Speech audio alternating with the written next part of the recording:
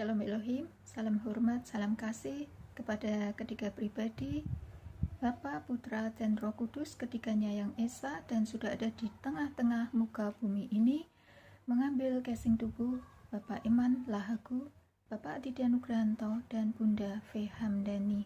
Dan Shalom Elohim bagi anak-anak Tuhan dimanapun berada.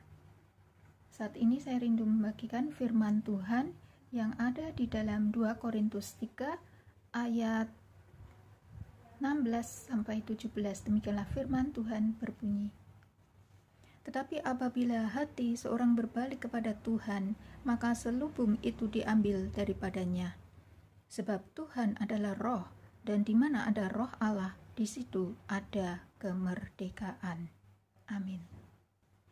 Jadi Tuhan adalah roh, dan Tuhan berkuasa untuk menyatakan dirinya dalam rupa manusia, menjelma menjadi manusia, menyamar menjadi manusia.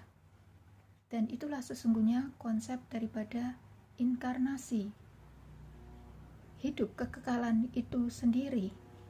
Roh itu hidup dari zaman ke zaman, mengambil casing tubuh manusia.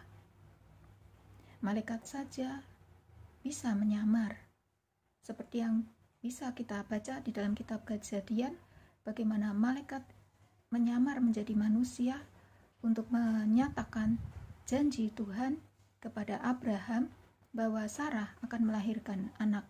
Demikian juga malaikat Tuhan menyamar ketika hendak menjemput Lot, mengungsikan dia dari Sodom dan Gomora yang akan diluluh lantakan oleh Tuhan.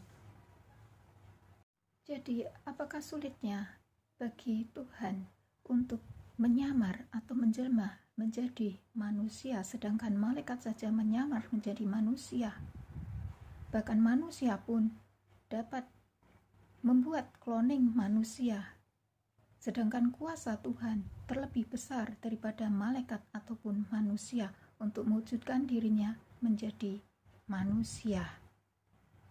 Jika 2000 tahun yang lalu seluruh kepenuhan Allah itu ada di dalam Yesus Kristus untuk menebus dosa-dosa seluruh umat manusia, seperti ada di dalam Kolose 2 ayat 9 yang berkata, sebab dalam dialah berdiam secara jasmania seluruh kepenuhan kealahan.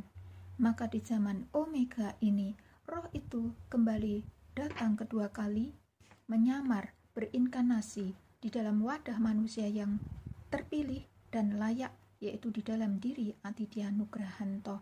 Nama itu sendiri mengandung kode name A, Alpha, O, Omega.